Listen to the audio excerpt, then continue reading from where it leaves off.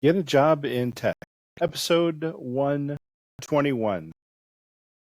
Okay, thank you for listening to this podcast, right? I want to go over um, some interviewing techniques or like strategies, basically, right, that you could go over. Okay, so some things individuals when you go in an interview, right, and hopefully you're going to interviews nowadays, right? You're starting to learn some of those things. You're starting to just go in the interview, just go in as many as you can, right? So I'll tell you, right, in the market now, right? You can it's hit or miss really with the big companies or the small companies. So I do both really actually, right? I'd say also um, looking for like places to live. For instance, like when you look for a job, have like a spreadsheet, Excel spreadsheet, and it says, you want to move here, you want to live here. Know the cost of living in that area. Like, know what you make now. Maybe you make, whatever it is you make now. And what would it cost for you to move to another location, let's say, right? What would be you be willing to pay?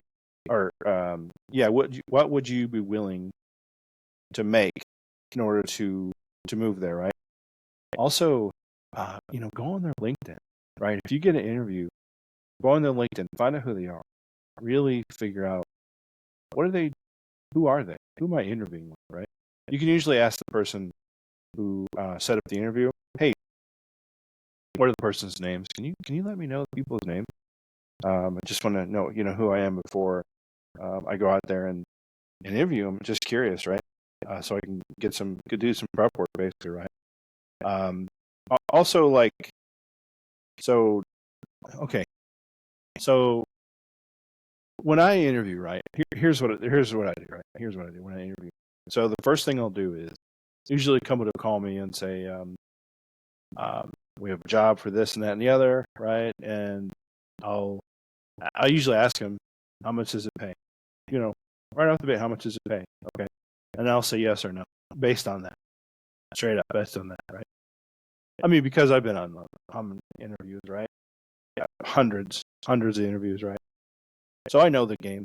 I know what they do. It's usually like a 2 or 3 phone conversation before you get to the actual interview, right? And they always tell you, like, yeah, this is, this is a hot job. You probably seen it, right? Where they email you and say requirement, right? And you always think to yourself, like, does that mean you're requiring it? And then you email them and they're like, oh, maybe they get back with you after a week or two, or not even. Like, really, was it that big of a deal that you email me and you need requirement, I need it now, right? But they don't call you back or they don't email you back.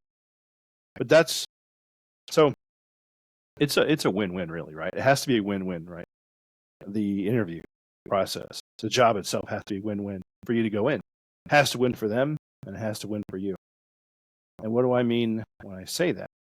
I mean that the person just setting up the interview, right? Let's just say that you want to ask them questions like, what's the job pay? What are the people like, right? The person that left recently, did they uh, why did they leave, right? Am I filling a role for another person, right? Oh, they retired. Oh, perfect, fantastic. They started their own company. Oh, okay, that's great. Um, they may not know themselves. Some companies actually, what they'll do is they'll hire companies, say like Tech Systems, Aerotech, Bradley Morris. Um, let's see who else. Yeah, I already said Tech Systems, right? The common one, right? Um, BAE, not BAE Systems. What's the one? Um, what is that company's name? I forget at the top of my head. Anyway, they Lucas Group. No, that's not right. That's not right. What's that company's name out there? I know because Robert Half. That's it. Robert Half. Yeah. And they'll email you, and you don't know that they get money for that, or you may know. You do now at least, right? A lot of them get money from the companies that, but hire. Hey, Robert Half, find me a person, find me this candidate, right? And you go out and they find you a candidate, which is you. You know, And sometimes they're picky, right? You just got to go through that. Don't get discouraged, really. That, you know, if I can say anything about interviewing, it's get out of your own head. So many times people give up, they don't look for jobs. Even if they don't have one, they don't look for them because they've had one bad experience, and they just quit or they just get, I don't want to, and that's the exact reason why you want to get on more interviews because you don't want to leave it with a bad experience. You had a bad experience in an interview, go on another one. Quickest way, think of it as a failure. Okay, great, awesome. So I had this failure. Fantastic. Yes. You know what? I'm just one step closer to winning. I'm just one step closer to getting that job. They told me no. That's fine. No big deal. That's great though. That's great. Thank you for telling me no. Thank you. Because that means I'm one step closer. I'm one step away from the yes. I'm one step away from the yes. It's probably only 10, really. It's probably only 10 people. So you get one yes out of 10. That means 10 interviews. That's all it is. So let's break that down. What does 10 interviews look like, right? So that means it's probably 30 calls, right? Let's say 30 calls. That means typically two calls prior to your interview. Hey, my accounts manager, they usually say that, right? My accounts manager wants to set you up with this call, to see if you're a good fit. You probably don't know, but that's the normal jargon they say, right? That's always they say, right? And, it's really weird because, eventually recruiters are not going to be needed, actually. You know that, right? I mean, they got these big buildings, right? And if I'm a company, I'm like, most of my people work from home. I'll just interview myself, right? And I'll just do it via, Zoom or WebEx. I'll just hire another person and do it that way.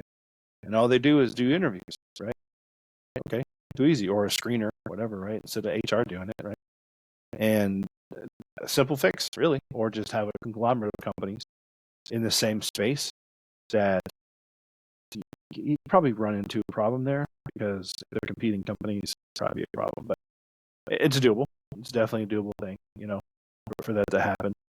At any rate, usually, their accounts manager will come up and sometimes they'll meet you, buy you lunch or something like that, which is great. They're doing the whole like handshake personable thing, right? And usually these are people that are making probably, I don't know, $15 an hour, maybe $20 an hour, maybe, right? Something like that. And they're hiring people for jobs that pay like six figures, 80,000, 60,000, right? More than them, right? Essentially. And it doesn't strike to them. I guess it doesn't come into their idea. I've talked to how many recruiters, right? And I always ask them this, right? I always say, have you ever thought about IT yourself? I usually ask them because you never know. And I said, no. What they're looking for is that, I want to get accounts manager and I want to get the big payday, and to get more, I guess, right? And then they want to grow their. But really, if you're a recruiter, right? Think about this. You're a recruiter for 10 years, right? After you're done being a recruiter for 10 years, what do you got? You got sales, right? You got personable skills. You got customer support services, right? Where are you going to work at? What skill are you? What are you going to work at? Are you going to work as a manager somewhere, right? Is that what your goal is? Recruiting, awesome. You help people find jobs, fantastic. Can you work HR? Do you have the skills? Recruiting, okay. You just hired people, okay, great, awesome. You just interviewed people, or you just found people, right? I don't know where that translates into other than customer support, which is a good skill, by the way, to have. And if you're a recruiter, let me just talk to recruiters now, right?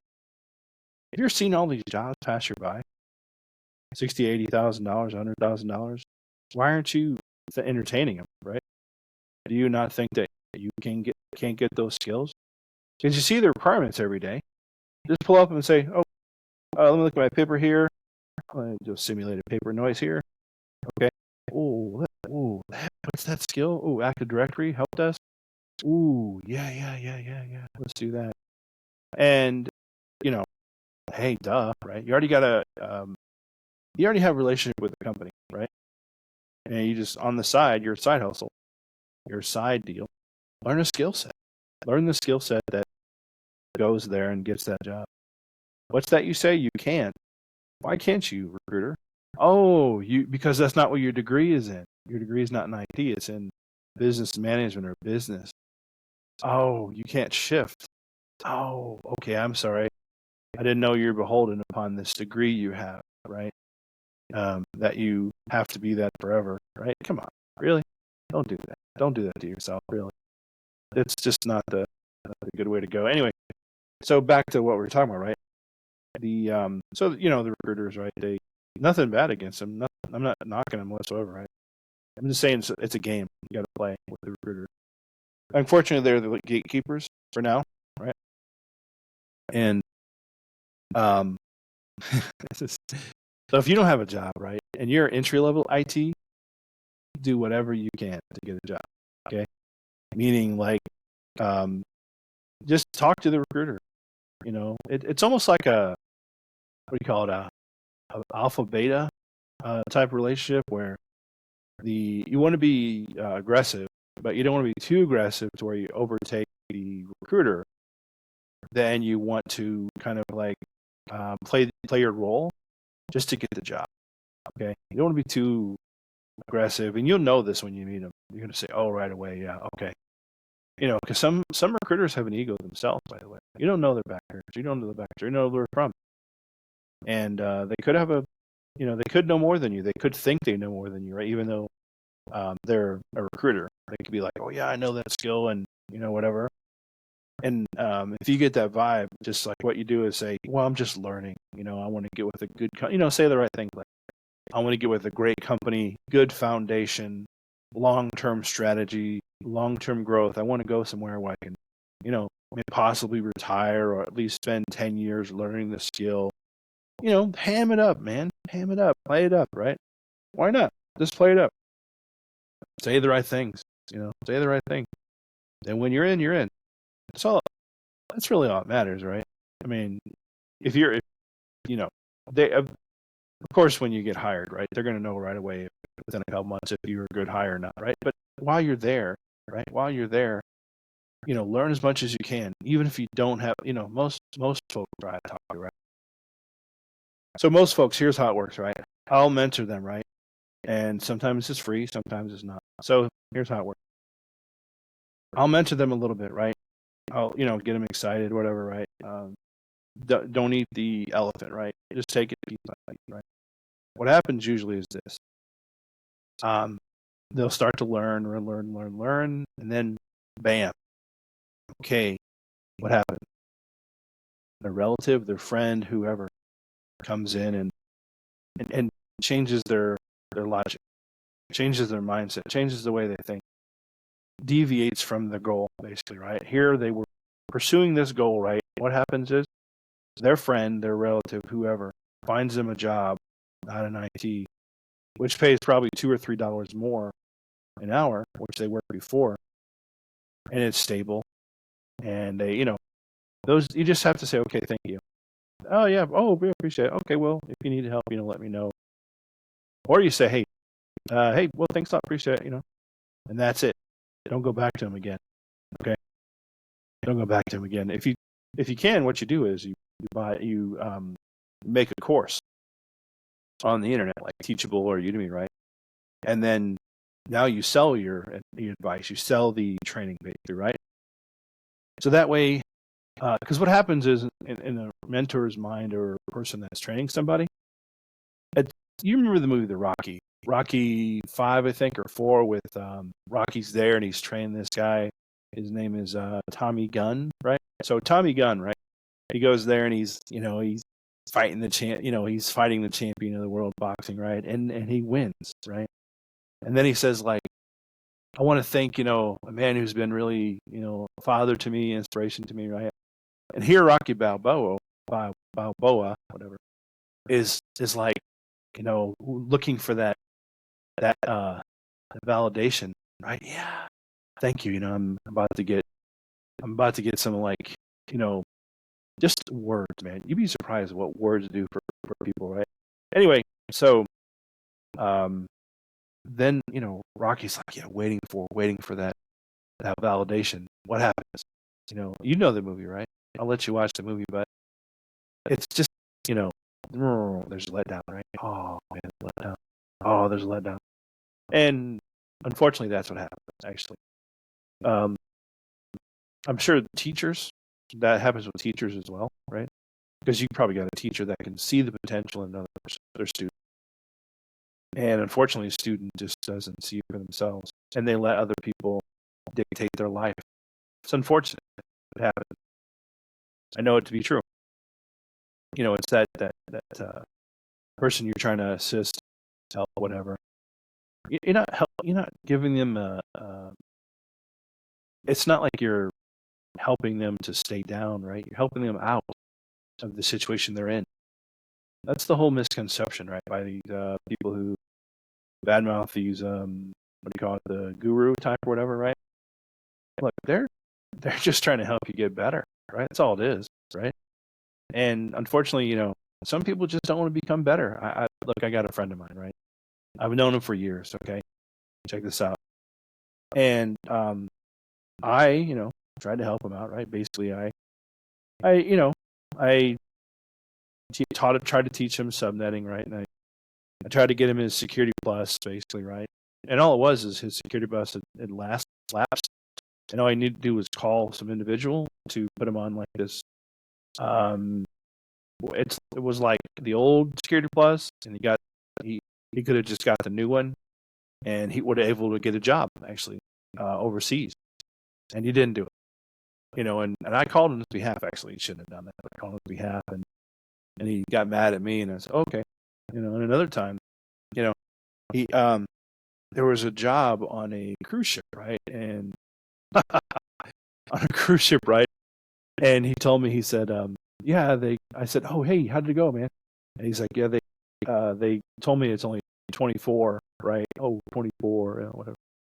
I said, okay, well, that's good. And I said, well, $24 is on good, right? He said, no, 24,000.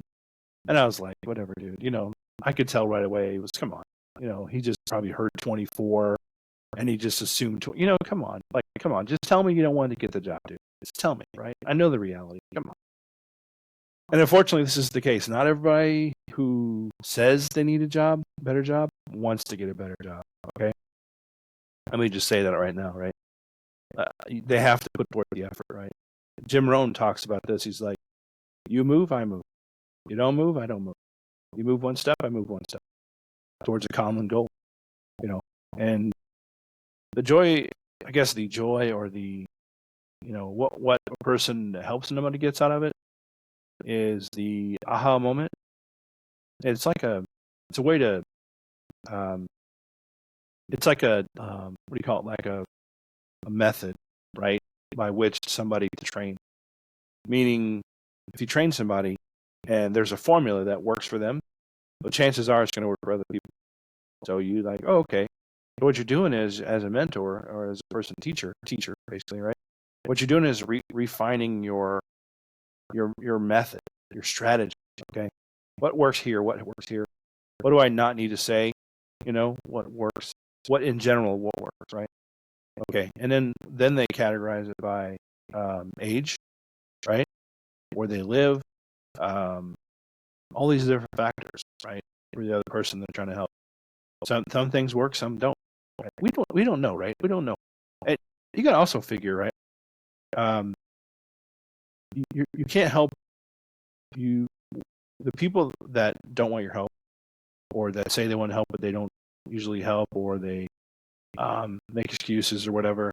There's probably somebody in their ear, okay, that's telling them they can't do something. Usually that's the case, or they have self-confidence issues. Seriously, you'd be surprised how that really works like that. You really would. I know. I won't say his name, but I know a person who speaks great. Loud, boisterous person, right? Loud, boisterous person, but it doesn't have. He's kind of insecure for whatever reason. I'm not sure. I'm not sure why. I've tried to mentor him a little bit. He doesn't want. He doesn't. He's content where he's at. He's like, oh, I'm fine where I'm at, right? And I'm like, okay, all right, no worries, dude, no big deal, right? It's on you, right? And I just see so much potential there if he would just take the step, you know. And he's a great guy, right? Just just take the step. Look, I'm not saying I'm any better, right? In some regard, everybody has those insecurities or whatever, right? Everybody does. Believe that. Everybody does. Um, Imperfection, right, is a common one, right? A lot of IT people you'll meet, right? They, um, they probably some of them get so frustrated at work, and they don't want to deal with it at home, right? So they don't have a computer at home. So when I see that, you know what I say? I have an advantage over that person because I don't mind doing it. I don't mind tinkering at home. Okay, it's that sysadmin there who's working, and they're working a 40-hour work week, right? And same like you, right? Or help desk. Let's say help desk, right? Help desk person, same as you, working 40 hours a week, just like you are, no different. Okay, they go home, they do their normal deal. They don't have a computer. Maybe they have a computer. They'll use it for email. They use it for games, whatever. No, that's great. That's not you though. That's not you. You know, you take the strategy, you take the vision, if you will, the goal, whatever you call it, of putting in the extra effort. So they've been there a year, right? And you silently at night, you work 4 hours extra after hours at home on your craft, working on your craft, figuring stuff out, reading blogs, watching YouTube videos, learning about the IT industry, growing knowledge, right? And then you go and work and you execute that knowledge. You know, they don't have to know that you're learning on your own. You know, and I've been in situations where they become jealous of you doing it. I'm serious. I mean that. Seriously, I mean that. You'd be surprised how many people out there don't want to see you succeed. You'd be surprised, really. You would be really surprised how many people don't want to see you make more money. They'll say things like, "Oh, you can only make 50,000 a year." Oh, I only see you make 50,000 a year. I don't see you making more. Well, why not? Well, I don't see you making more. Well, who are you to decide that, right? You know, that kind of stuff would piss people off, right? It would, what it does is it makes you do better. It's almost like using your motivation. Oh, please tell me I can. Oh, please tell me I can't do something. Please tell me I can't.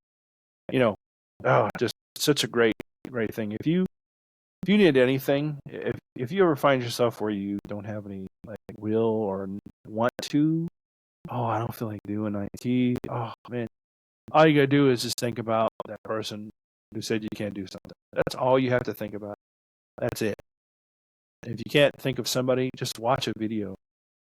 Watch Pursuit of Happiness. That's all you have to watch right there. Right? Just watch for the scene where, you know, it's like the wife says to the guy, the husband, you're a fool doing all these things, right? You just get a normal job, a factory job like everybody else, Just get a normal factory job, a 9 to 5, and be in there 40 years like everybody else does. No, that's not living. That's not it. I want more. I want more. I want more. And, it's that's just how it is. That's how people are, right? Yeah, I'll tell you, right? When you know something and you find that little strategy or that thing right there, you work on it, you hone it. You hone it and you make it your own. And then like I said, you go on the interviews, right? And you go on as many as possible, right? I'll tell you, think of yourself, right? When you're on interviews, think of yourself as an actor. Okay. Let me give you a couple of things. So here we go. Sit back. I want you to sit back now. You're probably listening to this in your chair. Sit back, arms back, right? Deep breath in. Okay. Shoulders back. Really, shoulders back like that, right?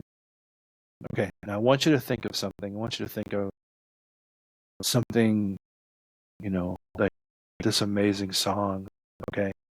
For me, it's one of many songs, right? But it's the WWE wrestler Ric Flair, and it's "Woo," right? His intro song, and just imagine that in your mind. Okay, that's your song. Right? Okay, you feel the goosebumps, right? You feel the goosebumps, right? Open your eye, close your eyes a little bit. Think of that song. Think of that emotion, right? head back, shoulders back, head up, right? Shoulders back, head up straight. Okay. Posture's great. Sitting in your chair, standing, right? Listen to this. Thinking of that song, that awesome song, goosebumps are going, right? And just imagine six figures in your pocket. Okay. Imagine a help desk job. Oh, I want the help desk job. I want more money. I don't want to work here anymore, and say to yourself, right? Just yell it. I don't want to work at McDonald's anymore. I don't want mediocrity anymore. I don't want Walmart. I don't want to work at Walmart anymore. I don't want to be like everybody else. I don't want to be poor anymore. That's all you got to say to yourself. Really, yell it. Fine. If you can't yell it where you're at, go someplace and yell it like that. Listen to this audio recording, this podcast. Just yell at the top of your lungs. Just announce it to the world. Announce to the universe that I do not want to be poor anymore. I do not want to be poor. I will be successful. I will have that IT job. I will have a help desk job. I'm going to put the work in. I'm going to bust my ass to put the work in so I can get that job. I'm going to do the things. I'm going to do those small little things that are necessary for me to attain this skill, this job. It's going to be hard. Who doesn't know it's going to be hard? Believe me, it's going to be hard. It doesn't have to take you a week or 2 weeks. Okay? It doesn't matter how long it takes you. Just continuously improvement. And you work towards that goal. When you get to the goal, friend, when you get to the goal, reward yourself. Hands in the air and just yell it. Yeah! Yeah! Like the movie Pursuit of Happiness, right? We just as a little clap, and he's so happy, right, to attain that goal. Just rest on it. Say, thank you. Awesome. Thank you so much. Yes, I've made it. I reached that goal. Awesome. And then stop there. And just stop there and reflect on it. Don't look for something else. Just reflect on it, right? Absorb it. Take it in. And look in your rearview mirror. Look at where you were before. Look at that. Huh? Look at that. Look at you, man. Look at you. Huh? Look at you. Look at you, huh? Awesome. Thank you. Okay, so thanks everybody for listening to this podcast, and have yourself a great day. Remember, if you want to go on Facebook and join my group, I think, or whatever it is, facebook.com/getajobinit. You can go to my website, GaryMcNeelyIT.com. In there, I have links to my courses so you can take and get a job and learn a skill in Commvault, which will accelerate your career into getting an IT job. It's a niche, right? Essentially, it's a niching down into a career that would otherwise not be present for you because Commvault is in demand right now, highly, highly in demand. And follow me on Twitter, Gary McNeely IT. And thank you very much.